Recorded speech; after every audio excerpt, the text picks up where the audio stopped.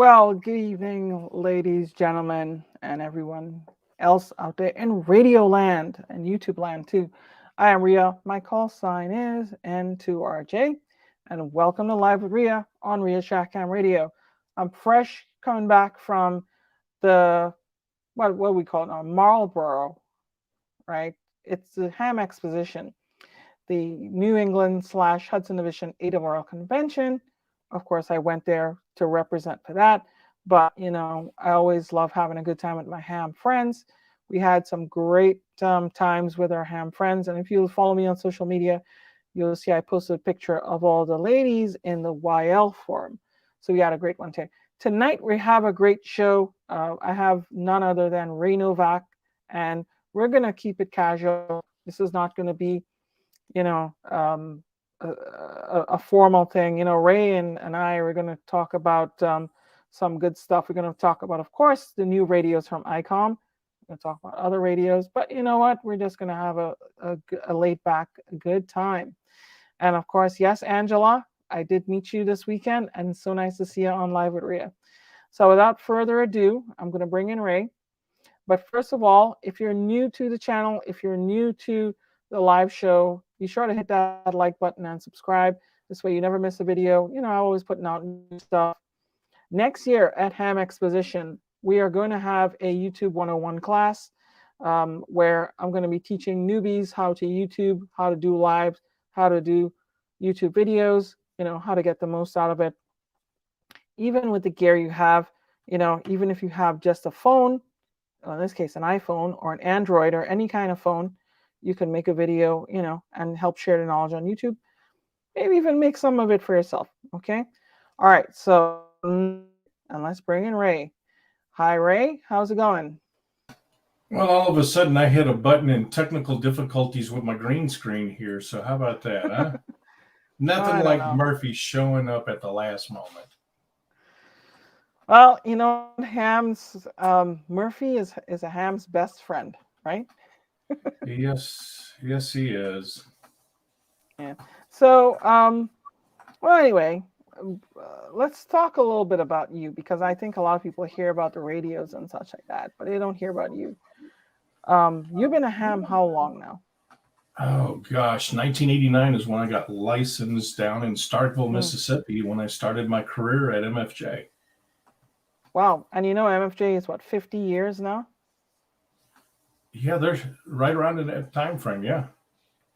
I saw a congratulatory thing in QST, and they had like a full page splash.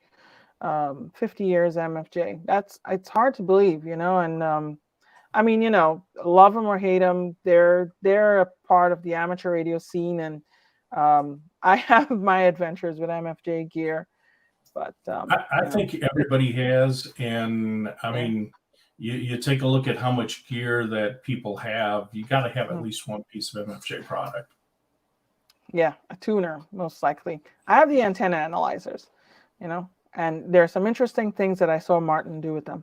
So I don't know if I ever heard the answer from you. What is your favorite radio of all? It really depends on what I'm doing. Yeah. I remember when I was with MFJ and was up in Trevose, Pennsylvania with the Funk family that owned Trevose Electronics. And the first time I got on HF was with a 7851. Oh wow. At that point, I thought that's what every HF radio should look like.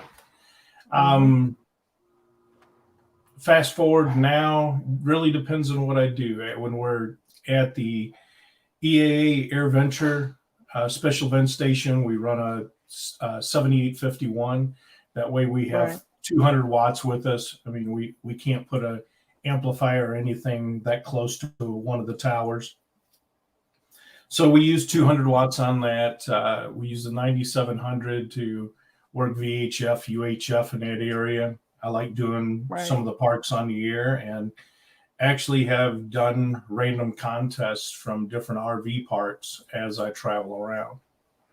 And for those, I use a 7610. Okay. Wow. Yeah, that's crazy. So, of late, I've kind of like changed my operating routine. So, um, my whole thing is I'm a DXer, I'm a contester, but I've been trying new things. Believe it or not, I got my first DXCC mobile, and Okay. the rig I used was an Icom 7K, a 7000. I had that in the car. I bought that from KJI Electronics in New Jersey, and I got a Tar Heel antenna. I put that on the back of my Honda Accord. Um, I used to basically drive out to, like a Walmart parking lot and work DX. Well, And then, I know. Let's see, KX9X, Sean Kutzko has this yeah, worked all Walmart parking lots for satellite operations. So hey, yeah, it's a good I place to operate from. right. I got to over 300 DXEC with and then later on I was gifted an Icom 756 Pro 3, which was actually good because I saw that also in Gene's shop, and Gene was like, "Here, play with the radio," and I picked it up and I looked at it and I was like, "Wow, this thing is nice, real time spectrum scope and stuff." So so that radio I used to run that on JT65, and that thing, it just kept going. But Yeah, that's one of the things I like about the Icom product. They're yeah, engineered for performance and technology. That's one mm, of the very first things Mr. Inouye, when I first met him, shared with me, and that's something that I make sure that I share with people, is that is the mindset from the top of the company, the founder of the company, all the way through to the sales yeah. staff. We're proud of the technology envelopes that we keep trying to push. So right. So that's a good segue into, you know, you mentioned Mr. Inouye, and obviously you have a very deep respect for him. And I respect the company that he's brought up, because ICOM is basically an institution in amateur radio. Now, you got started with ICOM. Um, what was it like starting out early with ICOM? And I noticed you've grown into the company. You've been a really, you've basically been a force to be reckoned with in terms of ICOM sales and, representing amateur radio as well too, to be honest. Well, biggest thing is I love the hobby. And Hmm. a lot of times people make comments, man, you work the dream job. The thing is, they get to see either at the booth in the Ham Fest, or doing a special event station, or some of the D expeditions that I've been lucky to go on. But what they don't get to see is all the number crunching, the spreadsheets, the late nights or early mornings, getting reports back from the different shows, or feedback from the customers. And Mm, you really got to be a user of the equipment to fully understand what we want to see in the next gen of it. yeah. And Now, in any engineering company, when you release a product, you got to always be thinking about the next gen, or two generations down the road. okay. Now, um, you mentioned Airventure, right? And Yes. I know Airventure is an aircraft. It's, some of my friends. So I'm not a manned aircraft pilot. The closest thing I get to aviation is I do drone photography and such like that. But I also have a friend who has been kind of, pushing me along, and he's an old guy. He's in his 70s. He's been pushing me along to get a pilot license Okay. and pilot certificate. And I've been, I took a few lessons, and then kind of like life got in the way, and medical stuff got in the way too, because you need a medical certificate. I could still get it; it just takes work. So, what was the genesis of that event with Airventure? Well, I know you love your Tesla and you like the EVs. There were Mhm. several electric aircraft that was showcased there at EAA, especially at the stall area, the short takeoff and landing, where Mhm. the aircraft that they highlighted there, and I'm sorry, I can't remember the name of it. Yeah. Um, your traditional, what you'd see as traditional wings. No, it had two areas that when it took off, it would take off vertical, and then they would lean and it would move it in that direction. And the pilot basically was sitting inside the aircraft monitoring all the electronics that was inside the aircraft. All he was doing was maintenance work. Right. And so you guys do a special event, but you also do like avionics and such like that, right? So I would imagine Icom is there to support the aircraft side of the business too. We've got a booth. We do a panel mount, a mobile mount, and a couple of portables, comm only, and then a navigation comm combination. And man, I can't remember how many years back, maybe 40 years back, we came up with the first portable for pilots called the A2, built on the O2AT chassis. Mm-hmm. Yeah, I think Sloan Davis says it's vector thrust is what you're referring to, Ray. He's got me on that one. I just sat there in awe, just watching the thing take off and the way it maneuvered and change directions that it was flying, whether vertical or horizontal. It was all very interesting. Yeah. So one of your Icom's biggest fans is a friend of mine, Tim Duffy, K3LR, right? Oh, and yes. one of the things Tim told, I mean, I started talking to Tim, not long ago. So Tim is actually also a colleague at the Ada Royal Foundation. But Tim and I, we actually talked about DX and such like that when they had HamCom in Texas. And that was a nice ham fest to go to.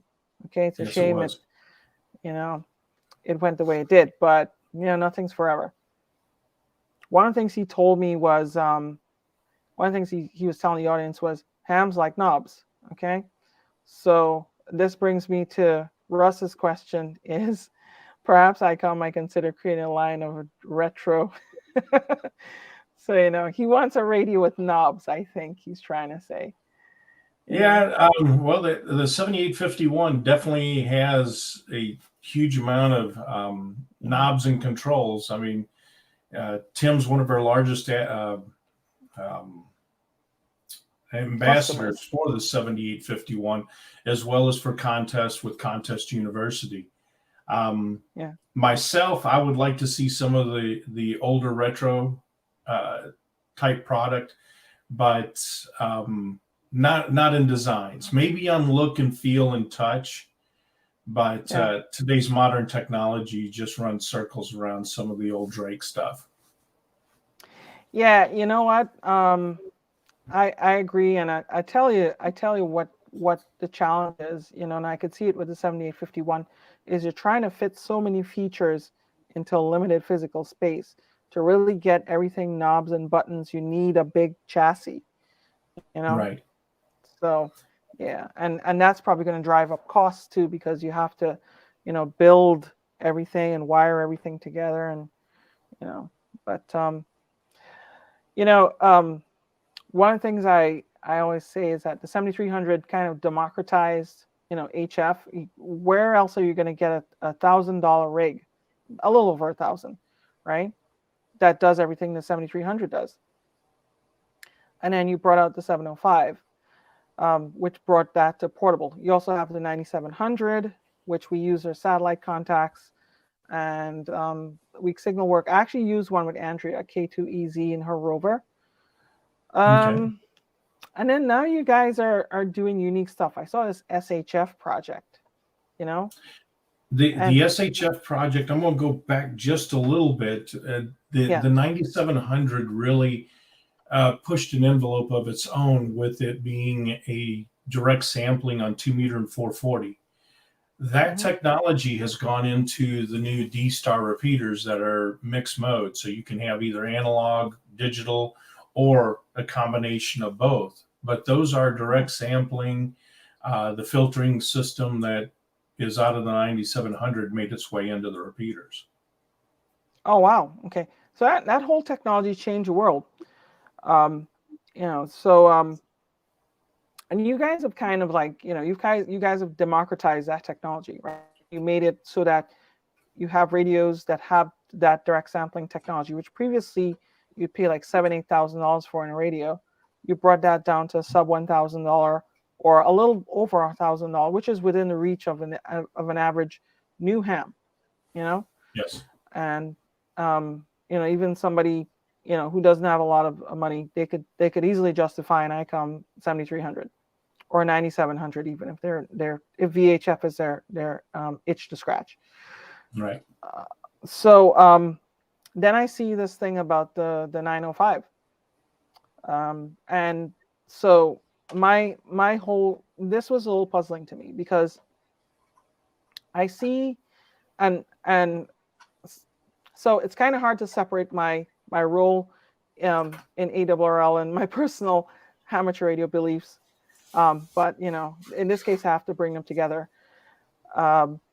I see a lot of talk about our microwave spectrum and what's going to happen to it, and you know, the increasing industry pressure. And I also talk with Phil Karn from ARDC, and their whole impotence with some of their grant programs is, well, you know what?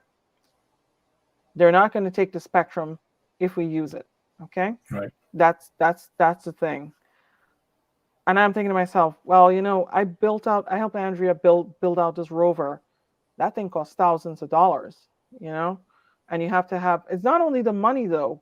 We had to spend so many nights soldering and plugging in little things, and, you know, it's complicated. Then you guys bring this thing out, and I'm thinking to myself, where's everybody else been with this? So tell me a little bit about the whole 905 project, and, you know, and what you guys plan to do with it, you know, as much as you could tell me. Okay. If you want, I'm trying to share the screen to show the brochure. Let me let you share. Okay, great. Okay. As you can see, it's got the common bands for pretty much a global market: 2 meter, 440, 1.2, 2.4, 5.6, and 10 gig. We have come under fire on the 3 gig range. We've lost some of that. There's still possibilities because we're a secondary. Unfortunately, it's not a band in Japan, so that really cuts back a lot of the market. I noticed you don't have 220 as well, and 220 is also not a band in Japan. Yeah, 220, 900, those are either public safety or right. Some of them use them for cellular band, and over in Europe, 220 is used for commercial two-way. But when you take a look at the bands that we have in this, and the concept and what you were talking about, soldering everything, man, somebody's got to have the passion to really want to activate those bands.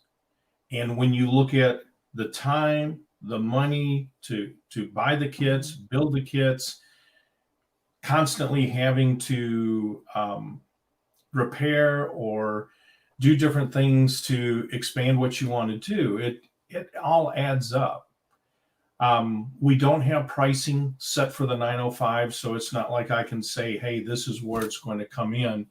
But right. it's not going to be at a price point. It's not going to be $10,000, right? Pardon? It's not going to be $10,000. I would hope not. Okay. But you never know where the price is going to come in right now. I was kind of joking with a couple of the other YouTubers.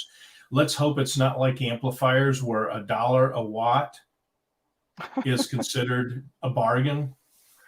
Because 10 gig being 10 grand, but no, I don't see it being that expensive. Right. But it's not going to be looking at, oh wow, it's kind of like what my typical 2 meter 440 gear is going to cost. Mm-hmm. Because when you're taking a look at the size of the box, the bands it covers, the frequency stability that you need, the RF module itself mounts at the base of the antenna. So if it's at the top of a tower, you're looking at power over Ethernet to power the unit. So there's not additional cables to run up to it. It's going to be just the single LAN cable up to the RF deck. To get 10 gig will be an optional box for that. It's running off of a 2.4 gig RF deck. So it is a transverter at 2.4 to 10. Smart move, I must say. So everything I've seen, it's been very interesting with the unit itself.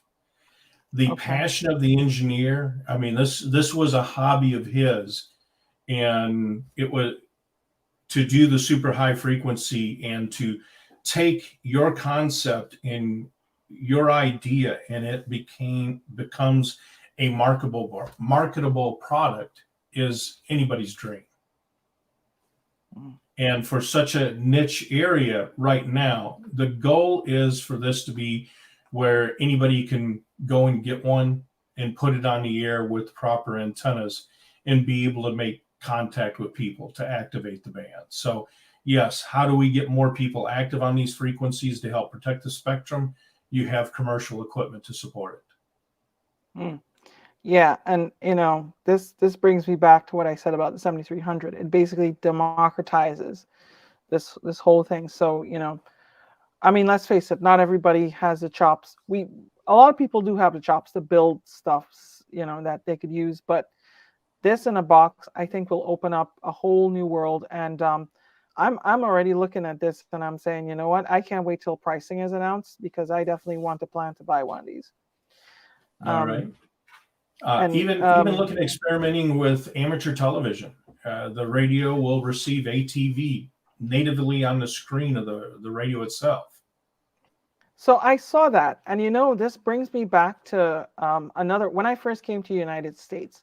Do you know a store in New York City called Barry Electronics? Yes. Okay, so Barry, well, I think they're closed down now. But first time I stepped in Barry Electronics, I saw a customer holding, I don't know which one it was, the ICR3, was it? Was a handheld one with TV reception capability. Yes. Yeah. So it was no surprise to me, kind of really, that this type of capability would come in. But I'm still in disbelief that this would actually make it to a radio, and I think that's a very smart move. Because right now it is analog TV. I don't know if they've got plans to add digital to it or what kind of capabilities it will have beyond just showing it. But there's also AV in and out, so it will be able. And right now it's just a guess because we haven't seen what kind of output it has, but the guess is composite video in, composite video out. Okay, and it's like NTSC, I'm guessing, right? So my guess would be NTSB or PAL, because it will be available in Europe as well. Okay, that's interesting. So yeah, there's a number of different, even like as amateurs, we're not restricted to our country's standards, so we could even transmit PAL here. The other thing that struck me about this radio was you guys use the 705 form factor. So tell me a little bit about what that brings. It brings a commonality to as far as user interface. If you've used a 7300, it's easy to sit down with a 705 and know how to operate the radio. The same way with the 905, the touch screen. You want to change bands, you hit the megahertz. You want to change modes, you hit the mode button, and it gives you a screen of all the different modes. And I would imagine, it probably reduced the R&D cost in terms of like having to design not having to design a whole new, I guess, user interface. Right. Yeah, that does help out a lot there, especially when you start looking at working in the microwave areas, finding the PAs for the microwave frequencies, getting them stable in the certain bands that we want. So yeah, that anytime you can have something like that, it helps out a lot. Okay. Now, back to the power over Ethernet, right? Yes. What, for example, how far can I have this up? Can I have this on a tower, or is it designed strictly for portable operation? Well, they're using in the example of a distance. They don't say how far the distance is. I've already been looking to see what kind of PoE extenders are out there. What all can I do? Can I do a separate PoE power supply at the base of the radio and then just use the LAN portion of it for the data up there, looking at LAN extend that. So there's all kinds of different possibilities out there. I have not had my hands on a working unit, so right now it's all speculation. Yeah, and I did see the concept at Dayton as well too. Yeah. And I thought to myself, that's how radio should be now. Instead of just having like a thick coax going up, because I run some hardline up my tower, and that's not cheap. No. That's really not cheap. So that's good stuff. All right. So shifting gears a little bit. How was Huntsville? What did you do at Huntsville? Huntsville was a good show. Of course, we saw a lot of YouTubers there. They had a real nice forum on Sunday morning. Josh and I, we did how did he put it? We weren't watching the video at the very beginning of it. We had to go watch it on the YouTube, but went through each stage of both the PW2 and the 905. As far as the show itself, the crowds were there. It was unbelievable, the number of people that were there.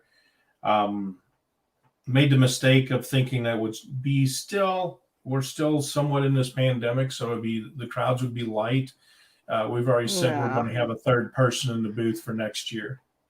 That's how busy it was. It felt like it was equal to what we saw in Orlando. You mentioned the PW2 as well. I'll ask you about that in a minute, because that also has my interest. But we just had this past weekend, we had the Ham Exposition. So for the first time this year, we had a combined convention of the New England and Hudson divisions.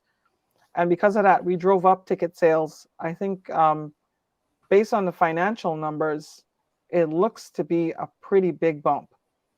Good. So the plan is we're going to make this into a whole Northeast Ham gathering, and next year we're going to push to expand it a little more. I'm hoping to get it to where, because look, those guys in the South, they have all the fun, right? And the guys in the Midwest, right? They have all the fun. Up in the Northeast, we have snow, and we have, what do we have up here? You got a bunch of big time contesters. I mean, Boxborough got to be where it was the yearly YCCC meeting. Yeah. And this year, and YCCC meeting, yeah. Yeah, it was YCCC meeting. It didn't feel like the attendance was that good because all of them were sitting in the meeting, and then when meeting was adjourned, it's like one passed through the exhibitor area and then on their way home. Yeah. This year we had some good speakers. We had Jim Reisert, right? And he was he was there. And W1JR. We had Joe Eisenberg as our banquet speaker. Yeah, Joe was nervous at Huntsville. He's like, man, I don't know what I'm going to be talking about. So I hope it went off real well. I have not known Joe to be lack of words. You want to know something? Let me tell you something. I think he gave one of the best speeches I've seen at a ham convention. Okay, he didn't talk just about ham radio, right? He talked about, like, one joke he said where, how do we get to the state fair? We get on the highway, we take the club, we put it on, and we lock the cruise control, we go to sleep, and we wake up. Yeah, Joe was good. Joe was a hoot. I really liked his whole style of delivery. He's a Jewish boy in Nebraska, right. Had his own set of idiosyncrasies, so to speak. So, yeah. But you guys were never at that one in a long time, because I think you guys used to be there, and then when it petered out, kind of like it got on the chopping block.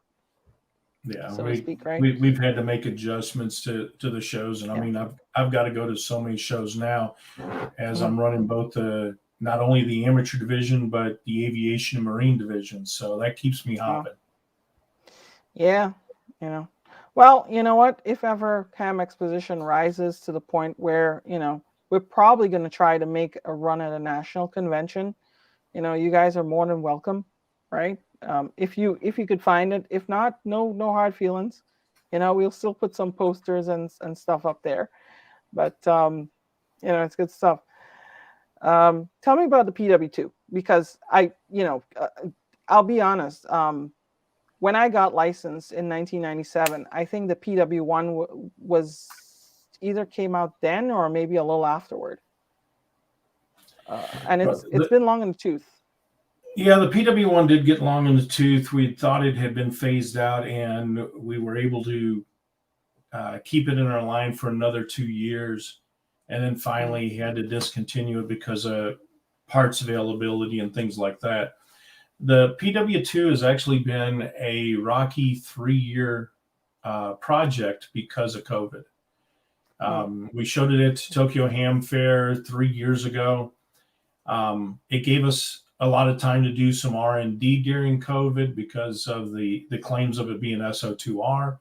A lot of adjustments have been made with the firmware in the radio for things like lockout, discussions about how you use your different filter networks and things like that. So it's the first amplifier to have a 2x6 pack built into it. So plus a separate received I/O, so you could have your filtering for either the two radios combined, or then use filtering on the receive antenna I/Os on the radio, so you could have 3 different combinations for an SO2R system. But and then you got it is a solid KW. They went as far, and we don't condone it, but they went as far as saying you could do 1,000 watts on FT8. Yeah. So that has started its own discussion all of its own. But to know that the radios or the amplifier is built for 100% duty cycle is worth noting. Let me show you some, Ray. Okay, and I'll tell you why I do high power on FT8. Okay, because I'll share my screen and I'll show you something. Okay. Okay. Because look, sometimes you just need to put a little fire in the wire. Okay, 6 meters. Okay, and 6 meters. I'm up to 77 countries on FT8 on 6. Okay, when I had 100 watts, I couldn't do it. Right, when I put the fire in the wire, then I was able to get all of this. Okay. So you know what, we're getting propagation, but sometimes you need a little extra oomph. You know what I mean? Yeah. That little additional.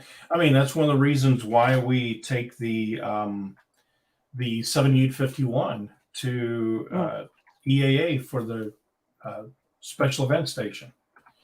I mean, you that extra. Looking at the 7610 at 100 watts versus 200 watts. Makes a big difference. So Radio Man is asking if you guys are ever going to come out with a 200 watt mobile. No plans to do that. Okay. I know one of our competitors had one, but in talking with the dealers, the sales numbers the math didn't work. Right. Yeah. Brian is saying it's weak signal, not weak power. You know what? Joe's a good guy. I mean, Joe, I've had Joe speak at a few conventions and my awards luncheon last year. And, you know, he's like, yeah, it's a weak signal mode, but, you know, I mean, it was designed for moon bounce initially, you know, JT65. So, anyway, so the PW2 seems really nice. I mean, for those of you, I'll show you guys here. I don't know if Rave has anything to show about it, but if he does, please feel free to interrupt me here. But I see the info is up here on the Icom page, pre-release product brochure. Yeah, let me check And to see if I have anything on that. yeah. Let me see here.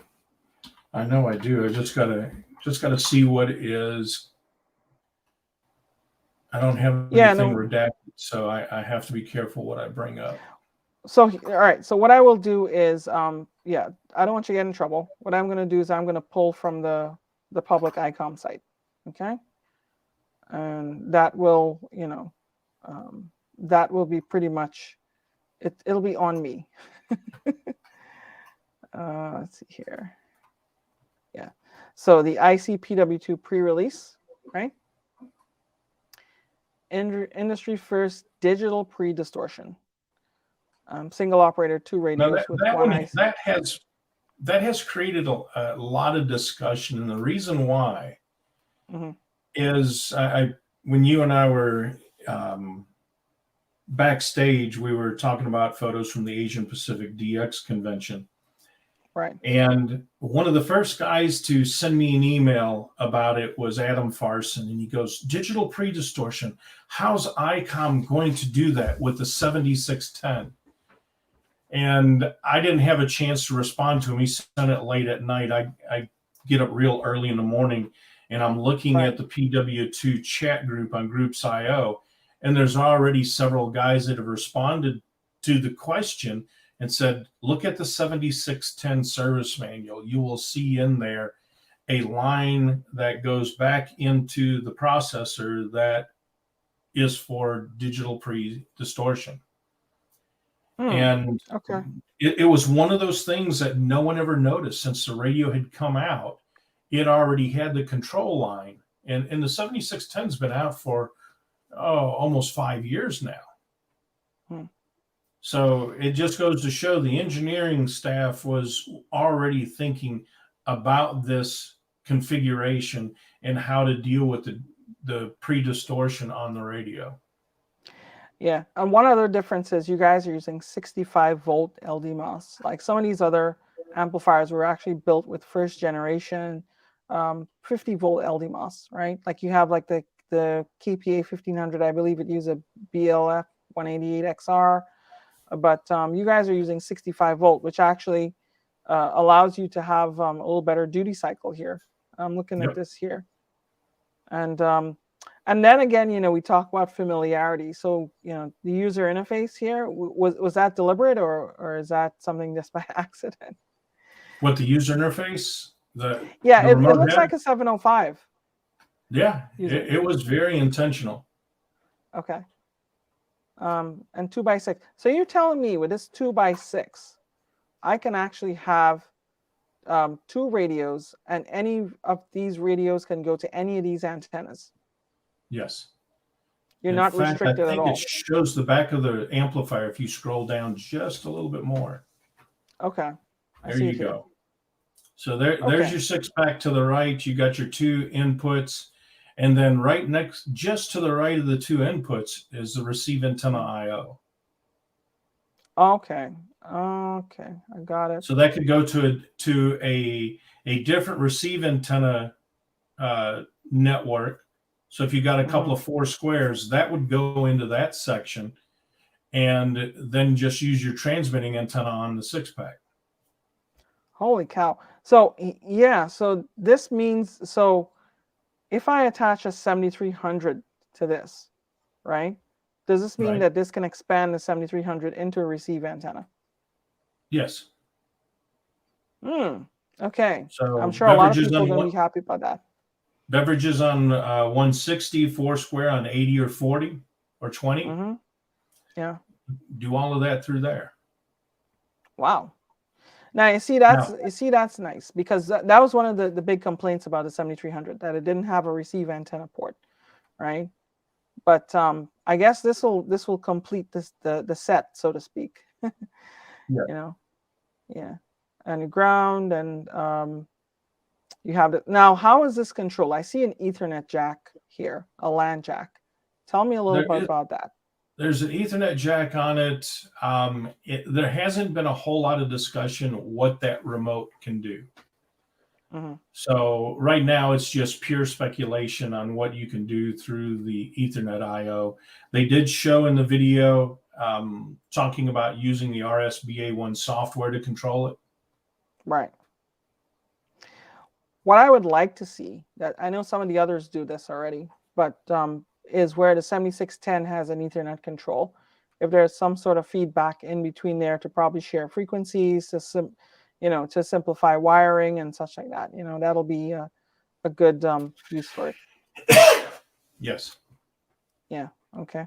So that's pretty good. That's some good stuff. I really like what I'm seeing here. I mean, well, like you said, there is a whole engineering mindset behind these radios, and it's come through the years basically, where you've had radios that are easy to use, and you've had radios that pack features and such, and even hidden features.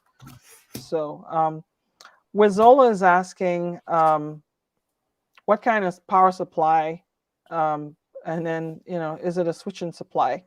It is a switching supply, and I agree. It made a lot of people nervous due to repair costs. We were not able to repair it as it was an OEM power supply. I'm guessing that's going to be the same way with the PW2, where it will be a third party or an OEM power supply. But there has been a few people that have figured out how to do the repair work on the power supplies themselves.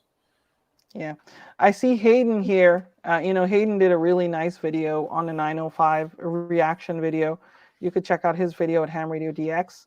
I know you watched it already, Ray, but this would benefit of anybody in the audience. And he did a pretty comprehensive review. But I'm gonna do one independently to give my thoughts as a rover operator, because I used to rove with Andrea K2EZ. And this could be a potential game changer for a lot of people. So yeah. Oh, yes. So that's some pretty cool stuff. Let's see if anybody has any other questions here. So talking outside of radio, what do you do in your spare time besides radio that you could talk about? Oh man, just the typical things around the house: mowing the lawn, weed eating this weekend. Relaxing for a change after a few weeks on the road. Right. And you live in Texas, right? Pardon? You live in Texas, don't you? Yeah. We finally got a little bit of rain, so the grass grows again. We had a drought in New Jersey, and my whole lawn turned brown, and I didn't like that. But on the flip side, the lawn guys didn't have to come so often. So I think we lost them. Oh no. Nope, I'm still here. Okay. Sorry, I'm trying to frantically scramble here to take care of Murphy over here. Okay, no worries. So yeah, let's see. Joseph say, what sort of interface will there be for amplifiers on the 905? Will people have kilowatt amps for 2 meters, have to mount them up the top of the tower? Not really sure on how all of the interfacing will go on it. Don't know if there's any and Hayden kind of speculated on this. Are there any IOs through the accessory jack or the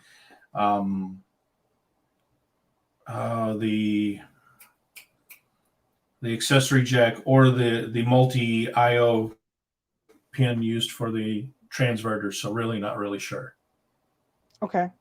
Well, I mean, I guess, since all this info is so new, Joseph, more will be coming out. And as more comes out, I will be doing some videos, and hopefully maybe sometime in the future, maybe I'll have one in my hands, depends on if the price is right. But, honestly, to play along with that, after thinking a little bit on it, yeah, it's 5 watts out on 2 meter 440. So it's not going to drive your kilowatt amplifier. So probably if you're looking at doing contesting from a tower, more than likely you're probably going to be using something like a 9700 to excite the KW, and use the hard line that you already have, and use the 905 to go after your higher bands. Yeah, somebody was asking why the PW2 didn't have 1500 watts. I I don't know. I can't We're speculate looking at a on that. global market, like with the 905. We're looking at a global market for the PW1. The United States is the only one that has really the 1500 watt, even though we hear other countries use a lot more power than 1500 watts. But trying to stay within the guidelines of the different countries that we distribute product through to meet their ham requirements. Okay. Yeah, that's good. I mean, I've seen some countries, that are as little as 500 watts. So, you know what? When you get beyond a kilowatt, it's kind of like you really don't see the difference between 100, 1,000, 1,500. Yeah. Somebody's asking, will the PW2 work with the 7851 regards to pre-distortion? No, it will not. The 7851 being a super het type of design does not have anything for the pre-distortion. Okay. Yeah, and Hayden saying they're limited to 400. Well, in the UK, they're also limited to 400. I got my first 300 countries on 800 watts with an Ameritron AL811H. And of course, I had a good antenna too. All right, so all this is good stuff. All this good stuff, and but people might quibble about power. Power is just one thing. I mean, really, you're supposed to use the minimum amount required to achieve the desired communications. I run 1500 watts, and I used to run it with some pretty big tube amplifiers. Now I'm down to solid state. But a lot of times, Ray, you know what I do? A lot of times my station's running on battery. Okay, so I have my own solar and home battery system. If I'm running that on FT8 all day, I'm going to deplete my batteries. If I run it at a kilowatt, I actually get a little more life out of it, and the solar array, I'm still building out more solar, and everything's still able to keep up. Thank you, Richie's Radio Room, awesome, and I really appreciate it. So let me ask you another question. I think it's interesting. Listen, for the money they want, they should have 1500 watts. We haven't even released a price, so I'm not sure how that statement applies at this point. Yeah. So let me ask you something. D-Star. So this radio will do D-Star, right? Yes. What is the application? Well, wait a minute. For 905, you mean? Yeah, the 905. Okay. Right. So what's the application for D-Star on the higher bands? Well, it'll do both digital voice as well as the DD mode. So you have 128K bit per second data rate up there. Mm-hmm. Now, go ahead. So when you take a look at some of your 802.11 stuff that's in that area, in TCP/IP product, you won't be utilizing the same portion of the band. So you'll have alternative data rates available for you to use that doesn't interfere with commercially available off-the-shelf stuff in the case of an emergency. Yeah. Joseph has a little bit of a, a pipe dream here. I don't think you're going to do EME on D-Star. I don't. Be interesting. So. Yeah. Maybe if you hook it up to a linear. I have a homebrew one I'm kind of going to expose on the channel soon. That's low drive, but we'll see where that goes. I actually drove it with my 705, and it actually works pretty nice. The 4KL originally $10,000. Yeah, I don't remember it being that high when it first came out. It might have felt like that back in the 80s when they released it. Yeah. Okay. Right. So you mentioned the other parts of the business. Do you guys do like GMRS radios, or just strictly land mobile and such like that? No, nothing GMRS. Okay. What about the QO100 satellite with the 905? In just one moment, I'm switching over to the proper mic because somebody said it sounded like my Heil wasn't working. Oh my God! Yeah, that's. We forgot to check that. Is my audio better now, guys? Yeah, he's better now. Because that was one thing I forgot to check when I jumped into StreamYard. Yeah, I apologize. I know you said you're battling Murphy. I didn't want to pile that on. So anyway,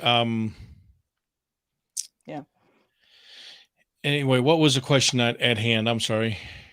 Yeah, so John Howell is asking, what about the QO100, which is the geostationary satellite? Have not seen any information about satellite. I think if it had satellite mode built in, it would have been one of the talking points on the brochure. So I don't think there's any full duplex on the radio at this point. Okay, that's a fair question. Okay, yeah, you know, that would I mean, if that's a surprise that'll come like during launch, that'll make a lot of people happy. But you know, I don't dictate the product. So if it is what it is, it is what it is. But I know a lot of people have been asking for that, right?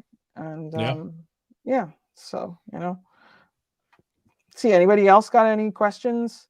So the Q100 uses DVB-S for video.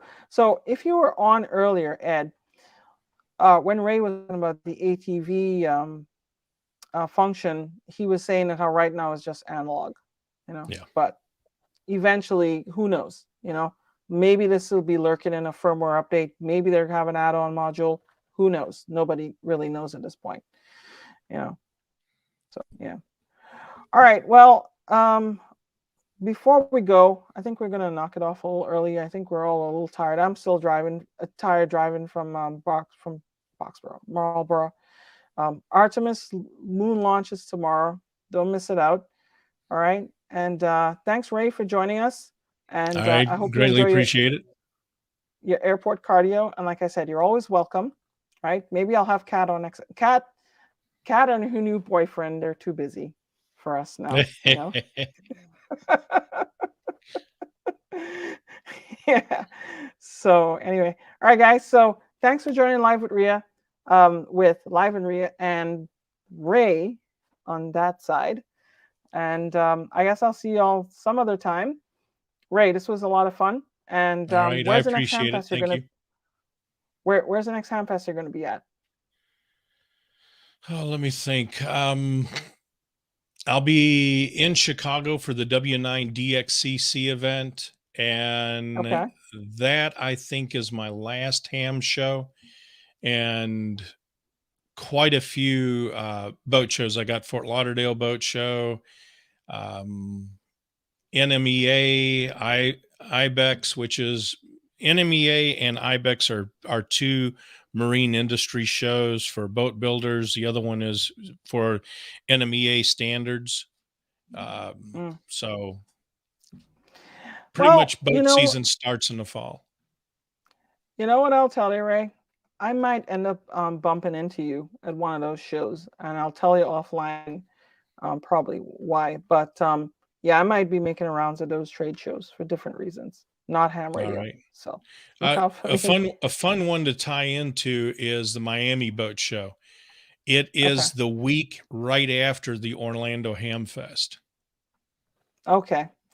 So I'm guessing when it recycles in January, you'll probably be ending up at Orlando. And I'm probably going to try to make Orlando, because at least with Orlando, I could stay by my mom's house, right? And, you know, I make a combined trip down there. There you go. All right. Yeah, the first show for next year will be, right now, fingers crossed, Quartz Fest. Oh. See, that ties that ties one of your other obsessions of solar and battery power, because we boondock for an entire week. Yeah. So you know what? I do solar and battery power for a company called EcoFlow, and we might actually be at. I'm trying to convince them to go to Quartz Fest, just so I could tag along, right? So. All right. I'll see you down there probably. Who knows? I know Dick Norton goes down there. You know. Yes, he does. Yeah. T-Ray, we love you too, man. And with that, on that bombshell, we must end. 73s, peace and 73s. 73, everybody.